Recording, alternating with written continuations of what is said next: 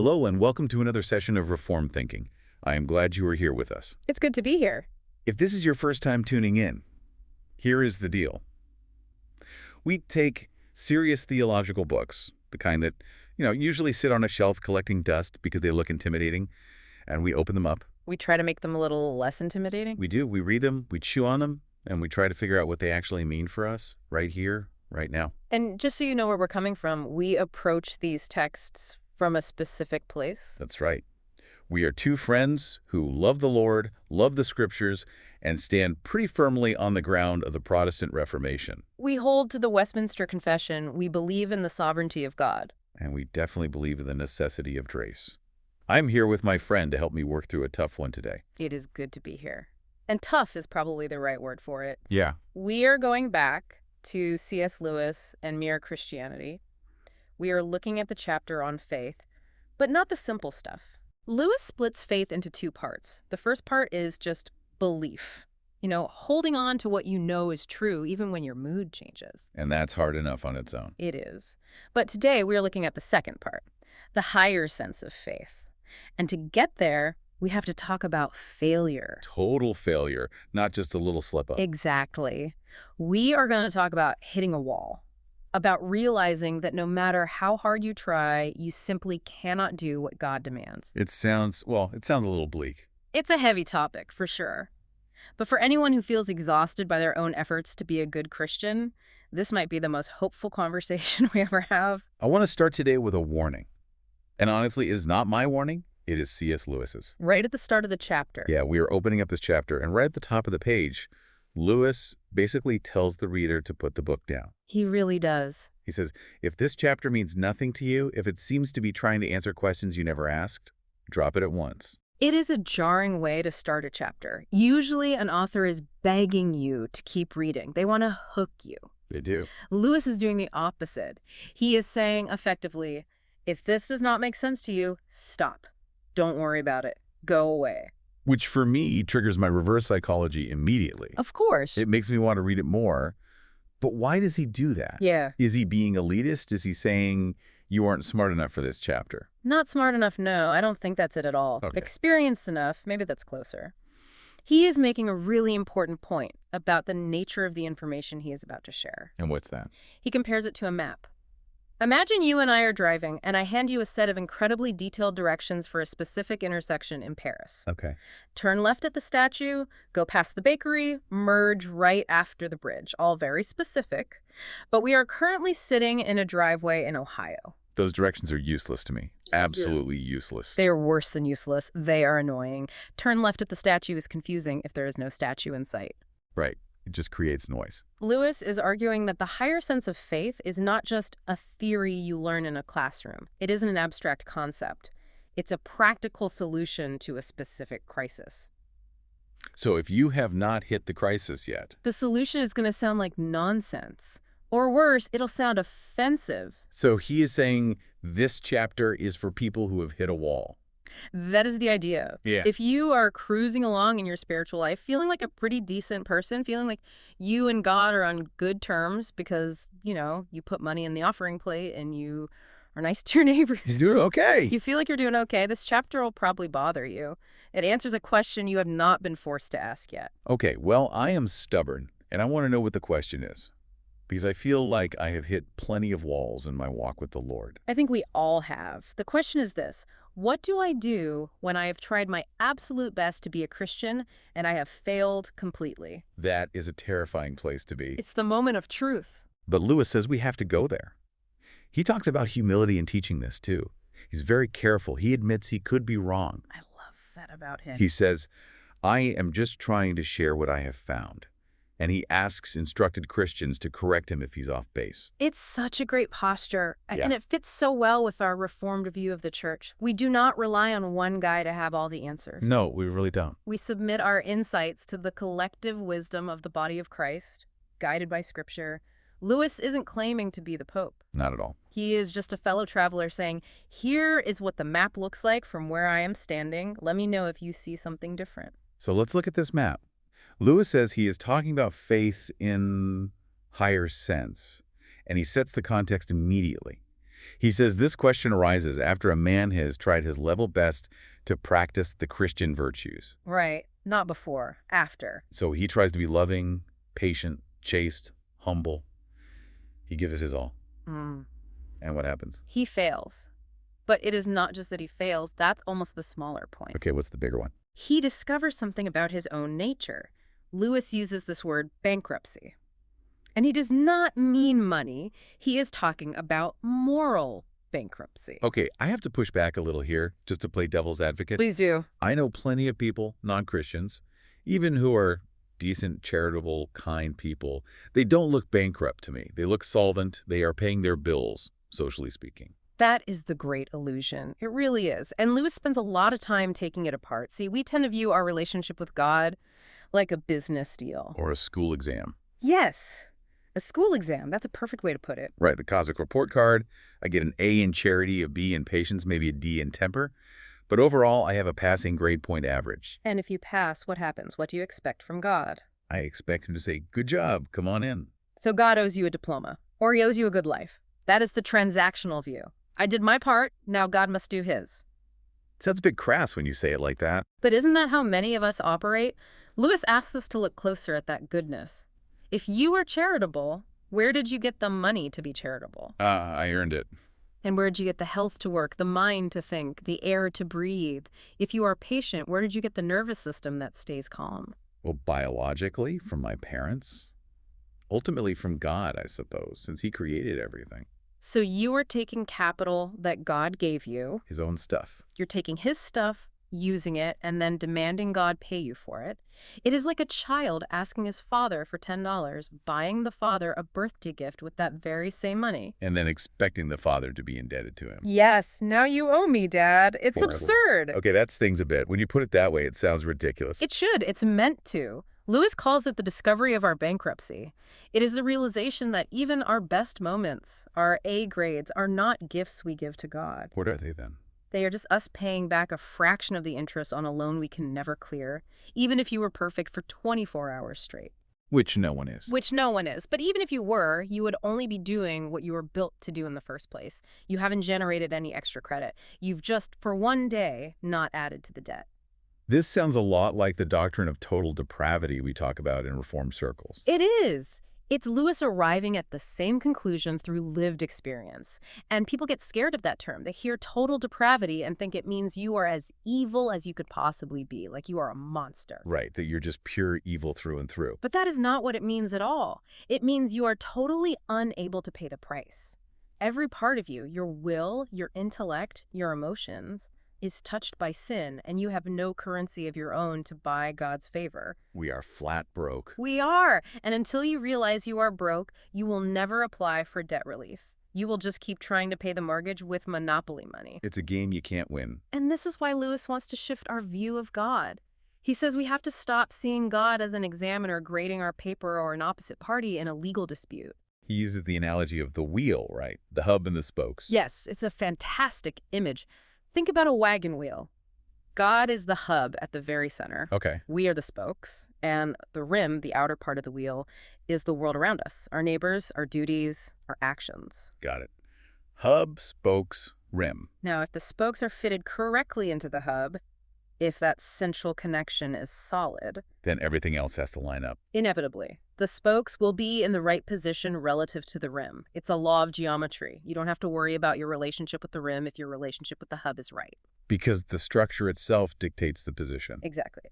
But if you are not connected to the hub, if you are a broken spoke, or if you are trying to be your own hub, then it does not matter how hard you try to align yourself with the rim. You're just floating. You're structurally unsound. And that's the point.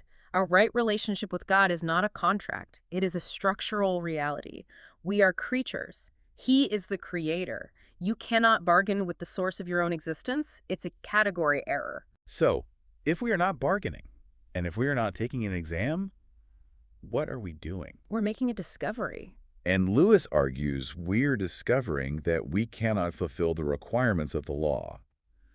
But he makes a distinction here that I think is critical. It really jumped out at me. What's that? He talks about saying this parrot fashion versus really knowing it. Oh, this is a huge trap for anyone raised in the church. I know I fell into it for years. Me too. If you grew up going to Sunday school, you were probably taught to say from a very young age, I am a sinner, I have nothing to offer God. It's part of the vocabulary. You learn it with the Lord's Prayer. You can say that at age 7, you can say it at age 20, you can say it while you're feeling pretty good about yourself, actually. It becomes a password. You say the magic words, I am a sinner, and then you move on with your day feeling quite righteous for having said them. Lewis calls that parrot fashion. You are just repeating words. You do not actually believe you are bankrupt. You just know it is the right answer to the theological question. It's like a child saying, money doesn't grow on trees, but then asking for a pony 5 minutes later. Perfect analogy. They say the words, but they haven't felt the weight of the reality. They don't understand the constraints. So how do we move from the parrot to the real thing? How do we stop just reciting the line and actually feel the bankruptcy in our bones? Lewis says there is only one way. Which is? You have to try. You have to try your absolute hardest to be good. That seems backward. That really seems counterintuitive. I thought the whole point was that we can't be good, so why try? Because you cannot know a thing is impossible until you try to do it and fail. You can't. You can be told it's impossible, but you won't believe it. You have to experience it. You have to. Lewis has this brilliant insight about strength and temptation. He says a man who gives in to temptation after 5 minutes simply does not know what it would have been like an hour later. He thinks it was a mild temptation. I remember reading that. He says, only those who try to resist temptation know how strong it is. Think about walking against the wind. If there is a gale force wind outside, and you go out and immediately lie down on the sidewalk, You don't feel much? you might say, oh, it is a bit breezy. You have no idea how strong the wind is because you weren't fighting it. You've just conceded immediately. Right. But the man who tries to walk upright, who leans into it, who plants his feet and pushes with every ounce of muscle he has, he is the one who knows the terrible power of the wind. That is profound. It really is. It means the person who tries the hardest to be good is actually the one who has the deepest understanding of their own badness. That is the paradox. The casual sinner thinks, oh, I could be a saint if I really wanted to. I'm just not trying. But the person who really tries to be a saint realizes, no, actually, I can't. It's impossible. That is the paradox. The road to the higher faith goes right through the middle of moral effort. We don't try hard in order to save ourselves. That's the crucial distinction. We're not trying to earn our way in. No, we try hard in order to prove to ourselves, beyond a shadow of a doubt, that we cannot save ourselves. It is an experiment designed to fail. In a sense, yes. The Reformed view of the law explains this perfectly.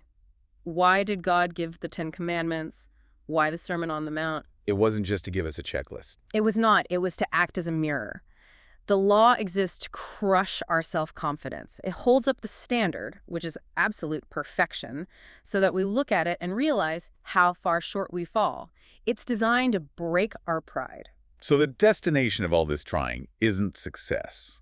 It is what Lewis calls the vital moment. The vital moment. It is the moment the ego dies. It is the moment you finally stop looking at yourself for a solution. And you turn somewhere else. You turn to God and say, you must do this. I can't.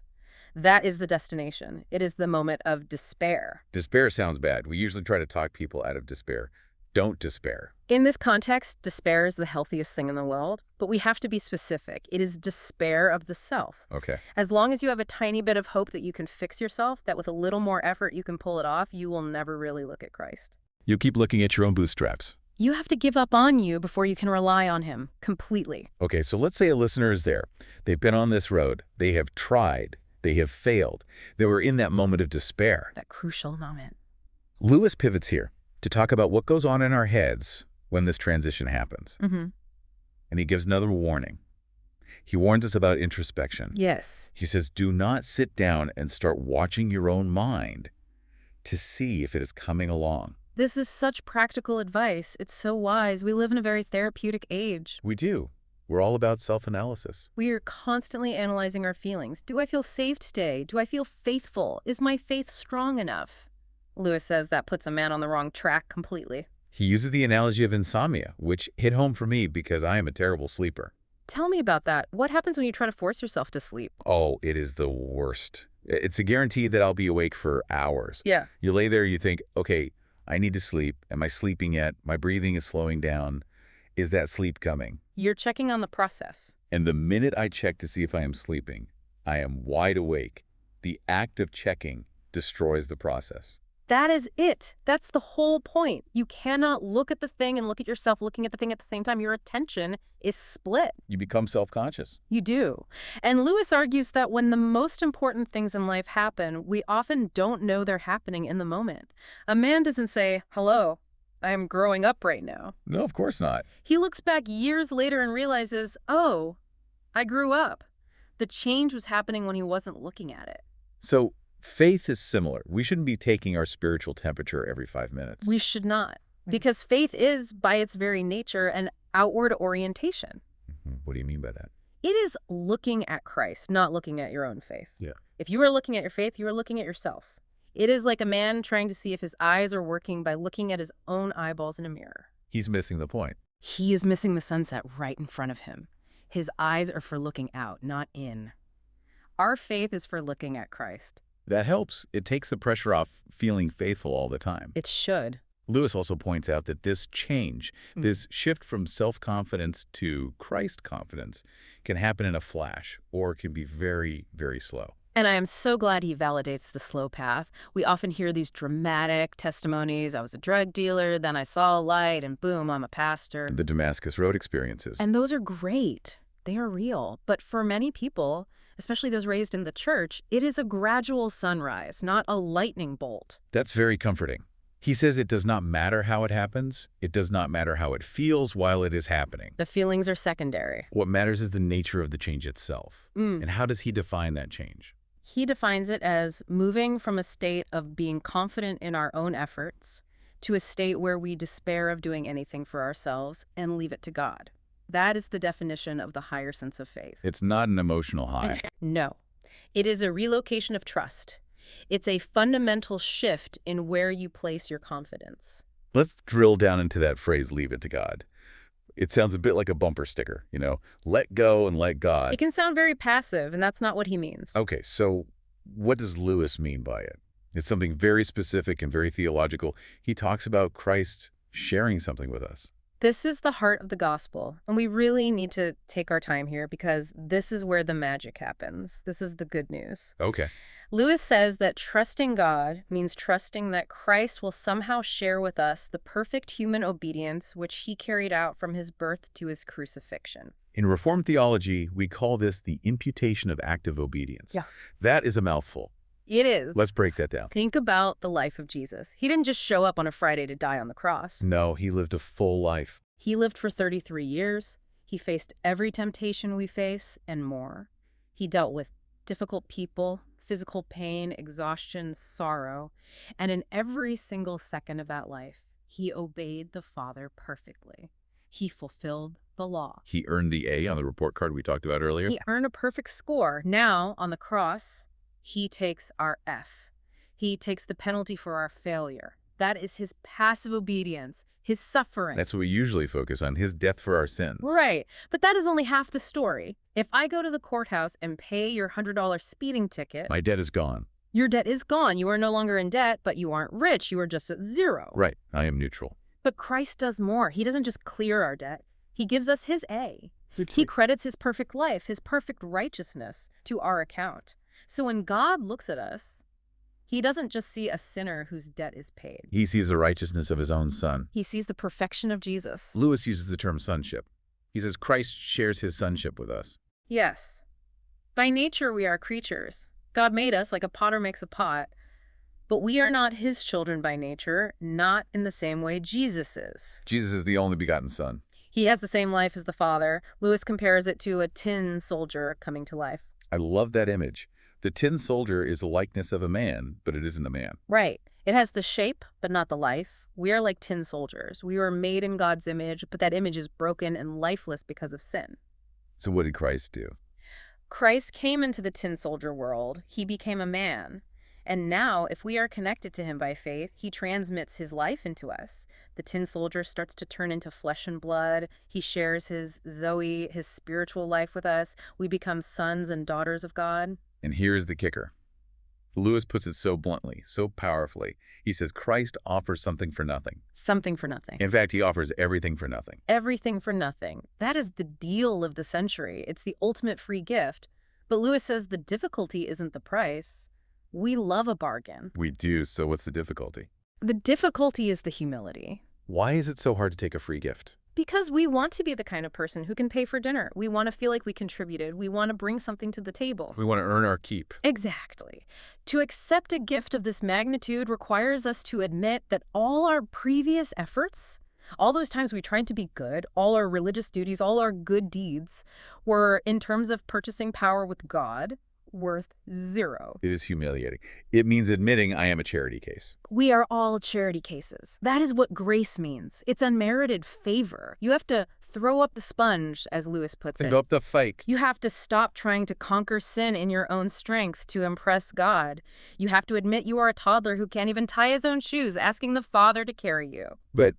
And here's the twist, because there's always a twist with Lewis. He immediately clarifies that throwing up the sponge doesn't mean we become lazy. No. It doesn't mean we sit on the couch and wait for holiness to zap us like a microwave dinner. This is where he steers through the razor's edge between faith and works, which is such a historically contentious issue. Right. He says handing everything over to Christ does not mean you stop trying. It means you try in a new way. He uses the doctor analogy. Right. If I go to the doctor and say, I trust you implicitly, doctor, you know what's best. You're putting your faith in him. But then he prescribes me pills and tells me to change my diet, and I go home and throw the pills in the trash and eat pizza for every meal. Do I really trust him? No! You are lying. Your actions betray your words. Trust implies listening. If I trust the doctor, I take the pills. What? Not because taking the pills makes me a doctor or earns my healing, but because taking the pills is the natural response to trusting his expertise. So effort isn't removed from the Christian life. Yeah. The motivation for the effort changes completely. That is the key. That's the whole shift. The old way of trying was anxious. It was worried. It was trying in order to be saved. Working for a wage. If I do this, God won't hurt me. It's driven by fear. The new way is less worried. You are trying because he has begun to save you. That's a huge difference. You are acting not to buy heaven, but because, as Lewis says, a first faint gleam of heaven is already inside you. I love that image. The faint gleam of heaven. It shifts the entire focus from fear to gratitude. It does. I am not working to keep God from hitting me. I am working because his life is pulsing through me. It is the difference between a slave working to avoid a whipping and a son working to please his father. Spot on. And this leads directly to his famous analogy about the scissors. He addresses the dispute that has been going on for 500 years. Is it faith that saves, or is it works? The heavyweight title fight of theology. Faith versus works in this corner. And Lewis, with his characteristic humility, says, I have no right really to speak on such a difficult question, but it does seem to me like asking which blade in a pair of scissors is most necessary. It is a brilliant image because it shows the absurdity of the question. You can't cut paper with one blade. You can't. You need both blades to cut. But we have to be careful with the analogy, and Lewis is. So He doesn't mean faith and works are two equal partners contributing 50-50 to salvation. He isn't saying, God does half, I do half. that would go right back to the bargaining table we just left. Exactly. He describes a cycle, a process. Let's trace it. Okay. Step 1, serious moral effort. You try to be good with all your might. Step 2. Failure. You realize you can't be good. You hit the wall. And step 3. Despair. You realize you need help from outside yourself. Step 4. Faith. You trust Christ to do for you what you could not do for yourself. And then what? Is that the end? No. Step 5, new works. Because you have Christ's life in you, because you are connected to the hub, you start doing good things naturally from a new motivation. So the good actions are the fruit of faith, not the root of it. Yes, but if the fruit isn't there, you have to question if the root is even alive. If the scissors are actually cutting, both blades are moving. You cannot separate the trusting from the doing. They are one single motion. He elaborates on this by bringing up what he calls parodies of the truth. I found this really helpful. The ditches on either side of the road. Exactly. He talks about two extremes that Christians have fallen into historically. Right. Let's look at ditch number 1. We might call this legalism or commercialism. This is the group that says, good actions are all that matters. I know this mindset well. It treats religion like a business. I give money to the church, I serve at the soup kitchen, I don't cheat on my spouse, so God sees me through. Lewis calls these commercial speculations not good actions. Ouch. If you are being nice to your neighbor just to buy a ticket to heaven, you aren't actually being nice. you're being mercenary. You are using your neighbor as a stepping stone to get what you want. And God sees the heart. He sees the heart, and he sees a bribe, not love. So those good works are not good at all. And on the other side, ditch number 2. The other side is what theologians call antinomianism. That is a fancy Greek word meaning against the law. In modern terms, we'd probably call it cheap grace. That's a good term for it. This is the person who says, faith is all that matters. Christ paid the bill. I am covered by the blood. So it doesn't matter if I cheat on my taxes or scream at my kids. Once saved, always saved, so I can do what I want. We have all encountered that attitude. I am saved, so my behavior is irrelevant. Lewis just destroys that logic. He says if your faith doesn't involve taking the slightest notice of what Christ says, then it isn't faith. What is it then? It is just intellectual acceptance of a theory. Right. You might believe that Jesus is the Savior, because if you believe that E equals MC squared, it's a fact you accept, but you aren't trusting him. Exactly. The demons believe that God exists, as James says in the Bible. They have correct theology, in a sense, but they don't trust him. They tremble. True faith involves a realignment of the will. It has to. If you trust him, you follow him. If you are sitting in the mud refusing to move, you don't trust the guide who is telling you to get up. So we have this tension. We work, but God works. We try, but we trust. Lewis brings it all to a head with a specific Bible verse that he calls one amazing sentence. Yes, from Philippians chapter 2. Philippians 2:1-13. Work out your own salvation with fear and trembling, for it is God who worketh in you. It is a baffling text if you were trying to use human logic. It seems like a direct contradiction. It does. The first half sounds like it all depends on us. Work it out. Fear and trembling. Get busy. And the second half sounds like it all depends on God. He's the one working in you, so you can relax. And most of us want to resolve that tension. We want to pick one side or the other. We want to say, okay, God starts it, I finish it. Or I do the easy stuff, God does the heavy lifting. We want to draw a line down the middle of the project. Lewis says we are trying to create watertight compartments. We want to be able to say, he did this bit, I did that bit, like two men painting a wall together. I painted the left side, God painted the right side. But Lewis argues that this way of thinking breaks down completely. Because God is not another person working alongside us. Okay. He is the creator working inside us. That is a crucial distinction. If I help you lift a heavy table, I'm lifting one end, you're lifting the other. We are separate beings cooperating. Right. But God's relationship to us is more intimate than that. The Bible says, in him we live and move and have our being. He's the very ground of our existence. So when we act in faith, it is truly us acting. We are making the choice. We are doing the work. But it is simultaneously and fundamentally God enabling that action from the inside out. it reminds me of writing a story. Hamlet kills Polonius. Who killed Polonius? Well, Hamlet did. It was his sword. Right. The character performed the action. But also, Shakespeare killed Polonius. Yeah. Shakespeare wrote the action. Shakespeare is the author of Hamlet's being. That is a helpful analogy. The author works in the character. The language breaks down here because we don't have words for a relationship where one being is the ground of existence for the other. So we just have to hold the paradox. We simply have to accept it. We work because he is at work.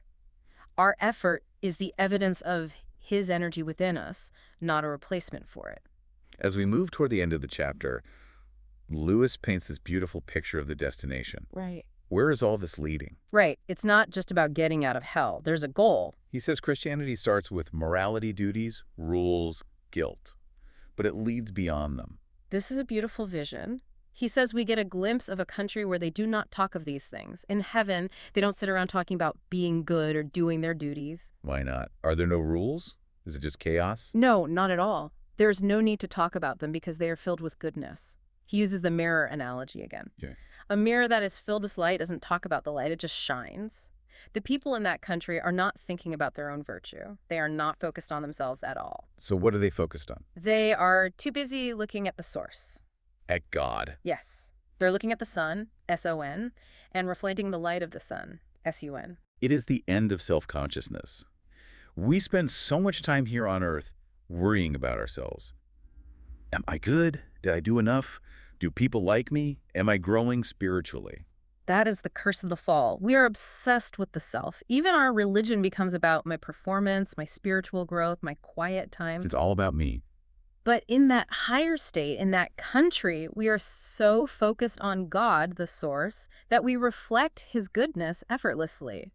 We become what we were meant to be without the agonizing struggle of trying to manufacture it. And that is the ultimate freedom. The higher sense of faith Lewis talks about begins with the despair of self-effort, but it ends with the forgetfulness of self. That's a great way to put it. We start by realizing we are bankrupt, and we end by being so rich in Christ that we stop counting the coins. That is a powerful trajectory. It moves from I must do this to I cannot do this to he has done this to we're doing this together to finally I'm not even thinking about this anymore. I'm just looking at him. So let's recap where we have been today. This has been a lot to chew on. It has. It's a deep chapter. We started with the warning. This is for those on the road, not just the armchair theologians. You need to feel the wind to know its strength. We moved to the bankruptcy, Mm-hmm. the realization that we cannot buy God off. We are using his own capital to try and pay him back, which is just absurd when you think about it. We talked about the necessity of failure. We have to try hard to realize we can't do it. That failure drives us to the vital moment of surrender, of throwing up the sponge. We discussed the great exchange, Christ's act of obedience transferred to us. He gives us his A grade and takes our F. We looked at the scissors of faith and works, the cycle of despair leading to faith, leading to fruit, and we ended with the mystery of God working in us to produce a goodness that we don't even have to think about. It is a dense chapter, but the core message is so liberating. It tells us that our failure is not the end of the story. No. In fact, our failure is the preface to the real story. For the Reformed believer, this is the doctrine of grace applied to the daily grind of life. It means your bad days are not evidence that you aren't a Christian. They might be the very evidence that you are learning the higher sense of faith. How so? You are learning to lean. You are learning your own weakness, which is the prerequisite for relying on his strength. And it changes how we view our struggles.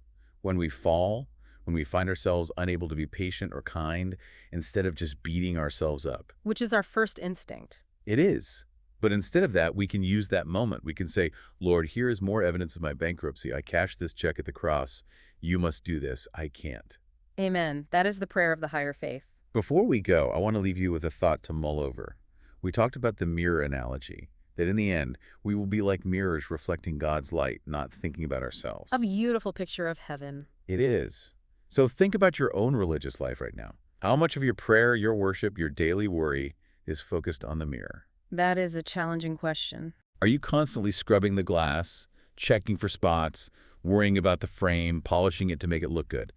Is it possible that your obsession with your own spiritual progress is actually the very thing blocking the light? Getting in the way of the real thing. What would it look like today for you to stop looking at the mirror and just turn your face to the sun?